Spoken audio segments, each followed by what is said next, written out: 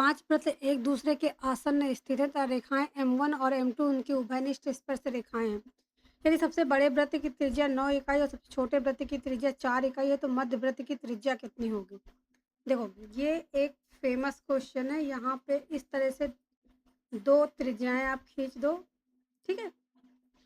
2 उभयनिष्ठ स्पर्श रेखा है। यहाँ पे 5 जो हैं सर्किल हैं, जैसे ए, और सटे हुए रखे हुए हैं 2, 3, 4 और 5। ठीक है, अगर इसकी यहाँ पे मान लेते हैं O है और ये M1 और ये M2 है। ये इनकी उस पर स्पर्श रेखा है। इस पॉइंट को X1, इस पॉइंट को X2, इस पॉइंट को X3, इस पॉइंट को X4 और इस पॉइंट को X5 मान लें।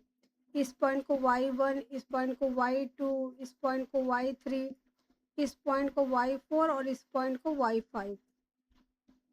इस तरह से ये हो जाएंगे स्पर्श रेखाएं OX1, OX2 और इसकी जो त्रिज्या है, अब X तो मान चुके। अच्छा, ये X है, R1 है, ये R2 है, ये R3 है, इसकी रेडियस R4 है, इसकी रेडियस R5 है। तो जो बीच वाला, जैसे ये बीच वाला होगा, इन दोनों का बीच का कौन सा होगा? 2 इधर गए, 2 इधर, R3। R3 जो होगी वो √R1 और R5 हो जाएगी, या फिर R3 जो है वो √R2 और R4 भी हो जाएगी। ठीक है, ये रिलेशन होता है कि ये ज्योमेट्रिकल मीन के बराबर होते हैं अपने बीच वाले। तो ये बीच वाला कौन सा होगा? R3। यहाँ पे दिया क्या है? दिया है R1 और R5। तो R1 R5 कितना है? 9 और 4, तो कितना हो जाएगा? √9